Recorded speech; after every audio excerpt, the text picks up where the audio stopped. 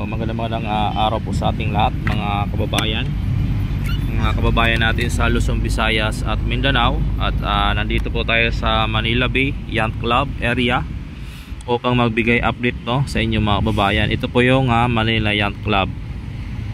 At napakarami yacht club dito, yate.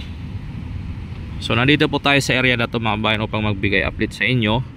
Tulad nitong truss boom dito, at napabayaan na po itong truss boom dito. Kung makikita naman po natin ay nabubulok na po mga kababayan.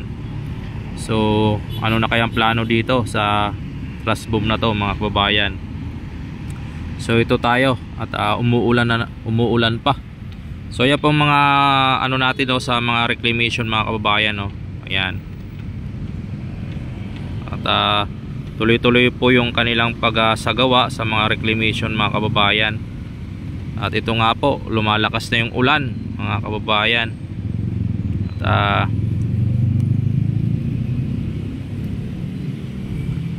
yan nga po mga kababayan, at itong truss boom na to ay napabayaan na po dito.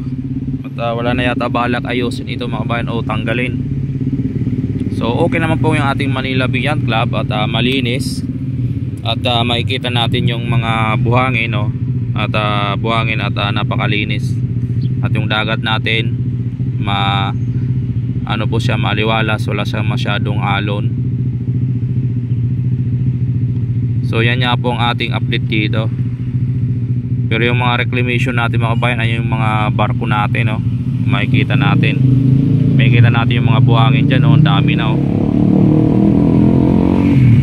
ayan, ang dami na mga kababayan. So ito nga po mga kababayan, hindi na tayo makapag-video ng mahaba at umuulan na po mga kababayan, kaya maiksi lang itong video natin dito sa Manila Yacht Club mga kababayan. So maraming salamat and God bless po sa ating lahat mga kababayan. At hanggang dito na lang po ang ating video kasi umulan na po mga kababayan.